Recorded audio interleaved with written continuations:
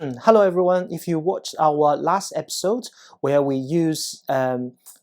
explained the techniques of symmetric capacitor layout, before we introduced the technique, we actually did a experiment where we used two magnetic field probe to pick up the noise current through the input capacitors. In the episode, I specifically mentioned that in order to measure the current waveform, I deliberately kept the length of the coaxial cable the same length.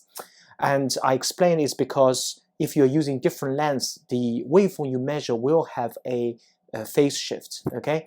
And in this episode, we're gonna explain why that is the case. Now, when it comes to high-speed, high-frequency measurement, it is extremely important to be aware of the propagation delay that is introduced by the coaxial cable you're using.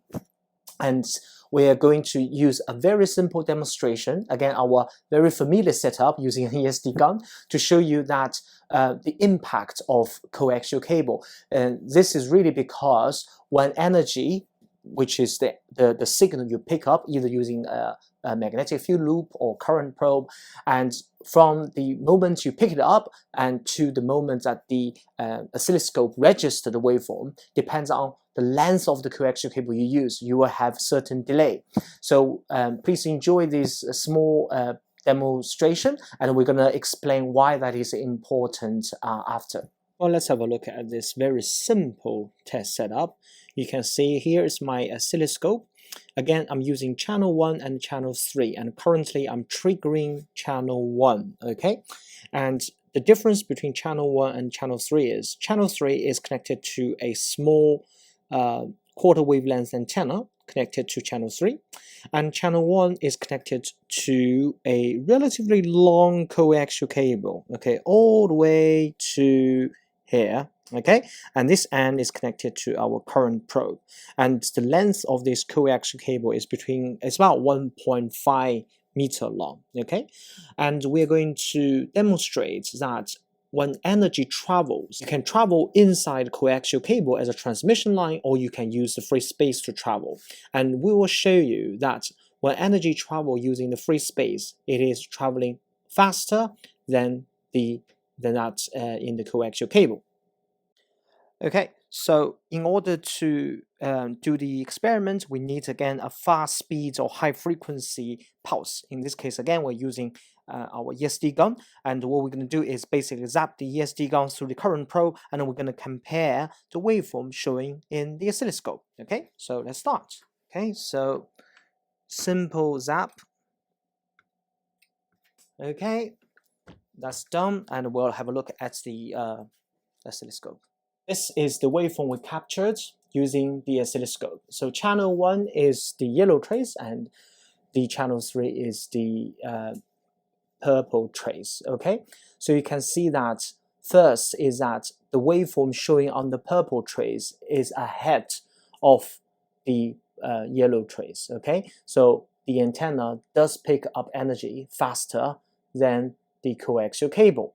And you can see that because we have a division of 5 nanoseconds per division.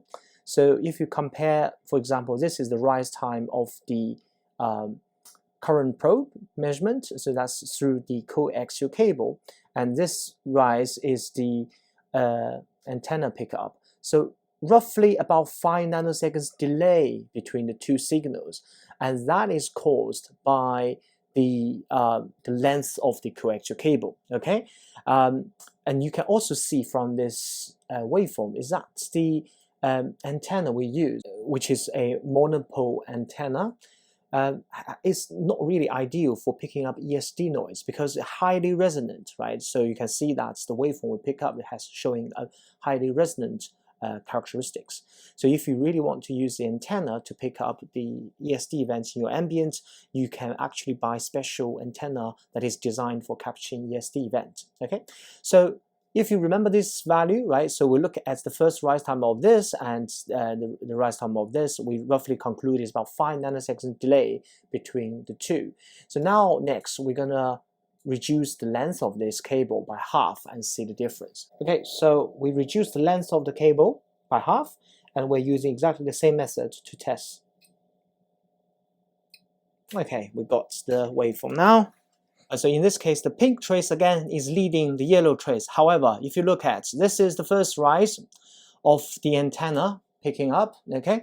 And this yellow trace is the current probe picking up the noise. Now, if you look at from this point to this point, what you get exactly 2.5 nanoseconds delay, compared with before where the cable length is doubling, that's 5 nanoseconds delay. So that just perfectly demonstrates that when energy travels inside the coaxial cable, it slows down. Okay, so now you may ask, why do we need to know this? Now I'll give you a very simple example. When I attended Ross Schwartz's workshop on using oscilloscope, they have actually, for their high-end oscilloscope, they often give you a small PCB jig, and that PCB jig, you need to connect your voltage probe and current probe and calibrate it.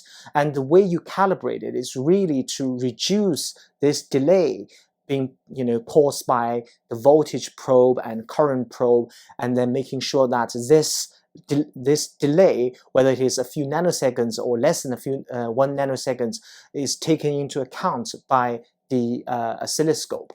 Why is it important? Well, typically, for example, if you want to measure power between the voltage and current signal, you can, if you have a wrong information between the phase shift, then your calculation is wrong. And of course, for high speed and high frequency troubleshooting, sometimes that information is also very important.